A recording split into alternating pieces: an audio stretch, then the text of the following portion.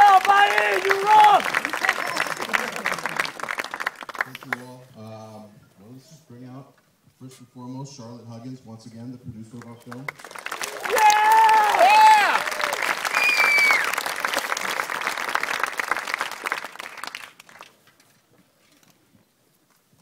And while she makes her way down, let's give Dane DeHaan a big hand, please, everybody.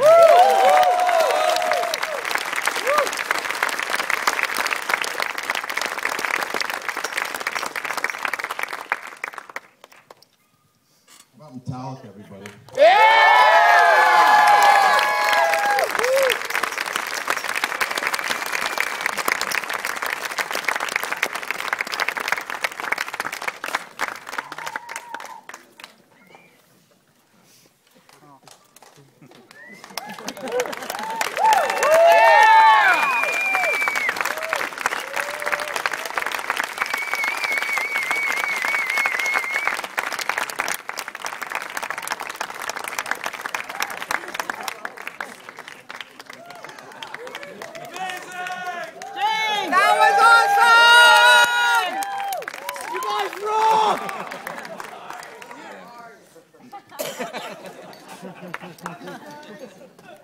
So I wanted to ask you all, because there's 5 of you credited as writers, how was this project conceptualized? There's so many elements to it. I think the band initially had this idea a while ago. They had an idea of mixing concert with narrative, and when I had heard of it, it was very unusual, and I'd never experienced anything like that. I thought it would be a weird and fun ride, and I'll let them talk about it. Well, when you're financing your own movie, you can do whatever you want. So, you have a whole bunch of ideas. That's the easy part. Making them all come to fruition and getting them in the movie was also, well, you couldn't put everything in there. The price tag would have doubled, tripled. But a lot of great ideas between, you know, some animation, stop animation, the puppet, you know, obviously us playing live, the crazy best of. The Swiss Army knife of stages. It has everything you ever need as a band in one stage. But yeah, mixing the 2 elements together, the narrative and the actual concert itself, was pretty difficult because there's really 2 movies in one, and trying to get them to interplay with each other. And you know, when you're playing live, you have a set list that flows a certain way, and when you're sitting in a theater, it's maybe a little different. You're not getting sweat on by the guy sitting next to you. Fantastic. Sweating?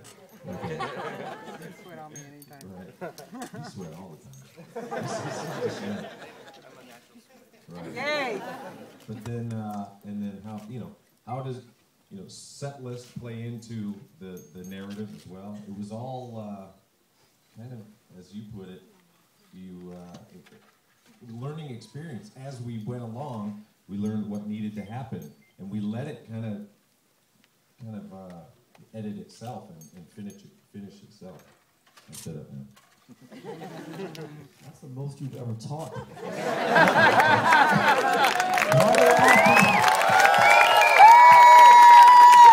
do I have to do all the fucking interviews? I'm so good at it. Mark, seriously? Brian? Yeah, I'm going to pass this one on. What? I already forgot what I was going to say. Yeah, I mean, conceptually, a lot of credit has to be given to Nimrod with his initial treatment of the narrative. Out of the 4 treatments that we got to check out, Nimrod's just stood out, and the feel of the narrative was very Metallica-esque, and it was an open enough concept so that we can put in all sorts of ideas and kind of like mold it the way we needed to, and just kind of like push it along and nurture it until it was something that we really enjoyed and could stand behind it and think that, yeah, this is great. Let's put the Metallica mark of approval on it. And so, like I said, Nimrod, you have to take some credit for this concept, because this concept is really, really great, man. Yeah!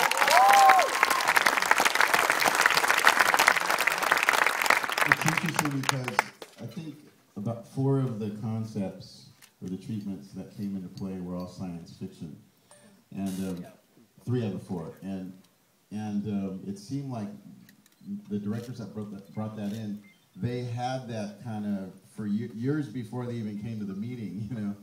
And Nimrod was fearless, and that's a tough task to get in a situation with a band like this and present something that's fresh. And he just had the spirit and the fire, and he was fearless. I mean, that's pretty much the word that describes Nimrod. He's fearless. He's crazy too. So anyway, thank you.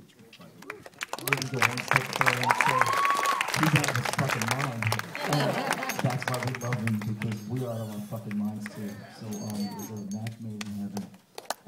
Nimrod, you know, when we asked if he would jump with us, he just nodded along. And when we asked if he was okay to not have a parachute, he nodded along. And we just went on this crazy fucking 2-year ride. And we made, like James said, we made most of it up as we went along. And having been here in this wonderful city for the last few days and talking a lot about this film, people keep sort of always, so did you know this and what does this mean and you know, where were you going with this and blah, blah, blah, and please explain this. It's like, we really just made this up as we went along. And that is, to me, such the Metallica way increasingly is just that impulsivity and that momentary kind of madness. We're so fortunate to have, I guess, the resources to work like that and to trust in each other and ourselves and in Nimrod and Dane and everybody else, most of them who are in this theater, that it's just gonna turn out okay. And we'll just jump, and we don't know where the fuck we're gonna land, but we'll have a hell of a ride doing it. And that, I think, really is the spirit of this movie. And to sit up there and watch it. Was this the final cut, Charlotte? Close. Okay. I still don't know. But when I last saw it a month ago, it was still being tweaked in the sound and so on. So coming soon to a theater near you, the final cut. But you know, 3 years later, it's so cool to just sit up there and take it in and feel the energy in the room and the energy on the screen. And we are thankful and appreciative for every single person. Now you know what, I was sitting there looking at these credits for the first time. Now I know why the movie is so expensive. God damn, movie people, see? It takes a lot of rock and rollers to make a movie. So, wow. Yeah. Why do you think we put the song in there? Oh, just trying to take your attention away from it. Anyway, it's we're super proud, and I guess somebody has some questions, or back to you. Yeah, does anybody have any questions? Oh, wow. I'm going to go with back there, all the way in the back row. Yeah. Why were the credits so long? Is there another Metallica album in that bag?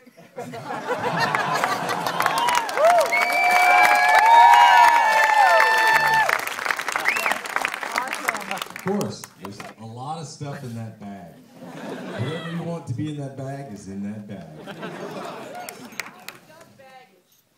You open up that bag maybe 2 years from now, maybe you'll find a Metallica album. Yeah! We're running the other direction, okay? The back row here. Yeah. Great movie. Happy 50th birthday, James. It's my daughter's birthday. Can I get a picture with you guys? He said happy 50th birthday, James. I know he's not talking to me because I'm only 49. So am I. Right there? No. Oh, she's yelling at your 40. Are the riot scene and the burning road inspired in true events from the 90s, like the Montreal riot and the accident? The question was, are the riot scene and the burning road inspired by true events from the 90s? You wrote the script, bro. The Canucks, I think, lost a game.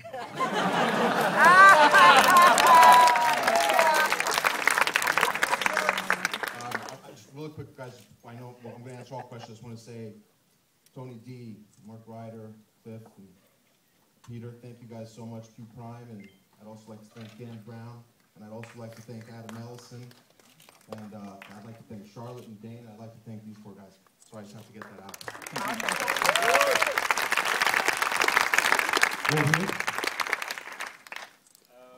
Is there a chance to see Metallica explore more of this cinematic side? The question was, is there a chance to see Metallica explore more of their cinematic side?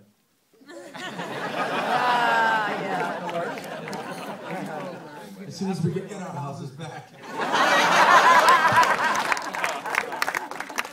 There's a bucket out in the hallway. Please don't spit in it on the way out. You know, listen, between some kind of monster and this, obviously those are pretty two cool bookends and obviously two opposite ends of the spectrum. Every time we do this, it's a hell of a ride, and if nothing else, I hear your comment up there about the next record, but you have to understand that getting a chance to do all these different challenges and adventures really fuels us to go back into the studio and make hopefully a better album. And so Metallica, I think, increasingly depends on these type of things to just be inspired and feel challenged as artists. So making films is great, and it certainly gets us out of our comfort zone. And so when we get back to the studio, we do feel more inspired and more invigorated and hopefully ready to go. So, you know, maybe, you know, if there's a sequel, we can find out what's in the bag. So we'll take it a step at a time. We got to get back there and make a record now, and then we'll see what's on the other side of that. Right here. Obviously, the set list was very eclectic, and it was a great storytelling through song. How did you guys come up with the set list through your massive catalog to come up with that story? The question was how you guys came up with the set list through your entire catalog to come up with that story. Well, as Dan Brown calls them, there are the toe-tapping favorites. Obviously, we would probably not put the last 6 songs on reload to film. No disrespect to those kind of songs. I don't. But so obviously, there are certain songs that lend themselves to cinematic sharing more than others. And so obviously, you know, these are sort of the obvious ones. We wrote a set list, and I tried to put something together that really flowed dynamically, you know, over the course of the concert. Nimrod and his editing team played around with that a little bit, and ultimately the main thing was what's best for the film. That was the battle cry continuously on this project, what's best for the film. So as you, some of you more astute Metallica fans may have observed, that there was some edits here and there, and there were some songs missing for those of you who were in the western part of the wonderful country. And snippets and all that type of stuff, but ultimately what's best for the movie. And so we're trying not to be too precious about the set list, but obviously realizing that there were some toe-tapping favorites that should be featured in this cinematic experiment. Back there, waving your hand. Me? Yes. When's the next time you're playing in Toronto? About 11:30 tonight at a secret after party that everybody's invited to except you can come see. Yeah!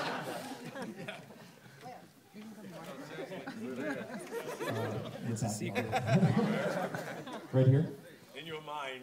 I was with you at the gang hang in Orion, and I did get to ask this question, so I'm thrilled to have this opportunity. Is there something that you'd like your fans to learn about Metallica from watching this movie? Is there something that you'd like your fans to learn about Metallica from watching this movie? Sure, yeah, learn about yourself. Learn what you think's in the bag. Learn why you went on this adventure. Stuff like that, you know? You tell us what it means. We have no idea.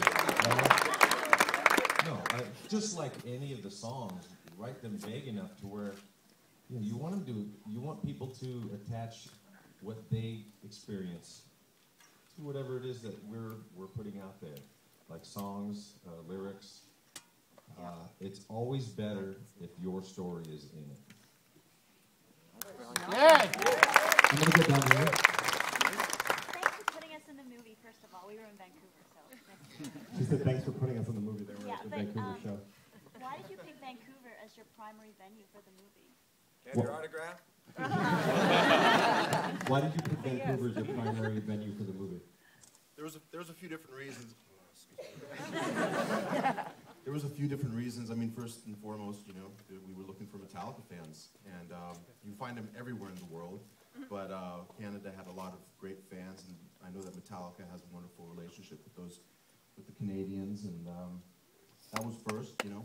Second, you guys have some of the most phenomenal film crews around, and I say this sincerely, and I want to thank everybody in Canada who had worked on the film, an incredible film crew, and you know, tax incentives help. It was a perfect storm. Good. Right here. I have a million questions, but I'll keep it to two. I noticed in the beginning of the movie, when he's walking backstage, your guitar was bleeding. What made you decide to make your guitar bleed? Yeah, I've been wondering that myself.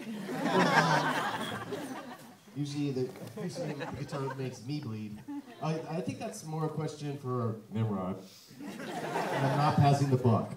Yes, you are. I wanted to give, you know, every band member, when we had started production, I had gotten to know them all a little bit, and I know that they all have their own passions. You know, music is their life, but they all have their own little passions, and I wanted to showcase those. And blood. Kirk is blood. If you've ever seen his house, you'll understand.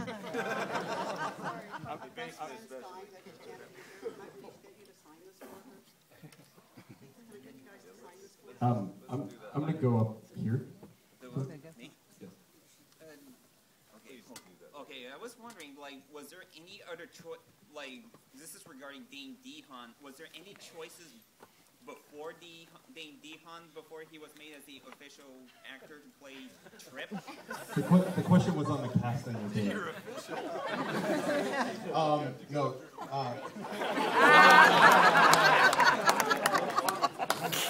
Listen, no. First, Dane was someone that I had seen, I had known his talent, and when his face appeared in a stack of casting photos, he was the one and only who I thought would be a gift to have, and I was wondering if he would honor us with his presence. Yeah. He's an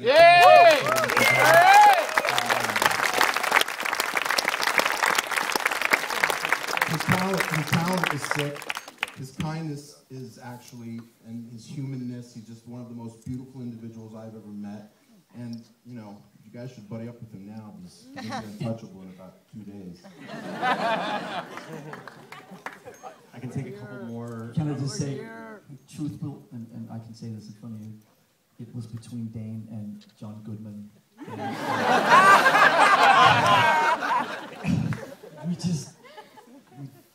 We flipped the coin. So there you go, but just keep that in here because we don't want to be disrespectful to John Goodman. Their physicalities are so similar. So anyway, it just worked out really well. So thank you. I'd just like to say that 3 years ago, my kids dragged me to see a movie called Chronicle, and I walked out of there literally. As I walked out, I was IMDbing who was this great magnetic face, this incredibly next level talented actor, and it turned out it was named how I recognized him from In Treatment, and he's been on a great ride since then. And when Charlotte and Nim and everybody called up and said that Dane was, you know, in the running for this, I called everybody I knew to try to facilitate it, including Derek C. and Franz, who've been working with Dane in The Place Beyond the Hot Pines. There was no second choice. There was no other people in the running. We knew Dane was Trip, and we are beyond psyched to have him here. And just like Nim says, in about 2 days he'll start returning our phone calls. And it's so cool that he's part of our movie. So thank you. Can we get back here in the right place? Hey, having been to the shows, night 2 in Vancouver, I was just absolutely blown away by the stage show. Is there any chance that we see parts of or all of that stage show on tour ever again? The question was, is it a one-time show? Peter, that's not a bad idea. Great idea. Yeah. Wow. Now we're going to have to give him a piece of it. Okay, then. There's a plan. It's in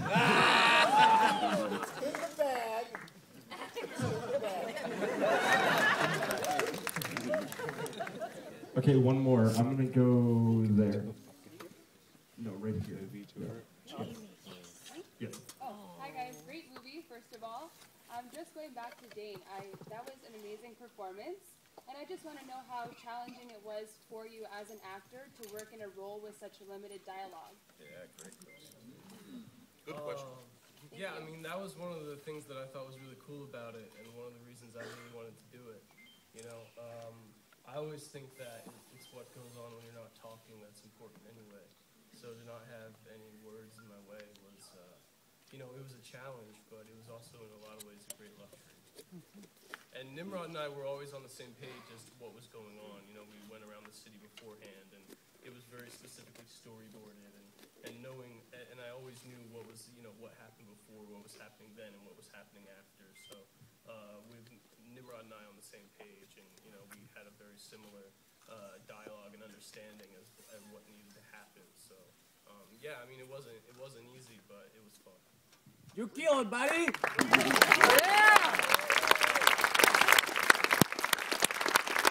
thank you guys so much for coming.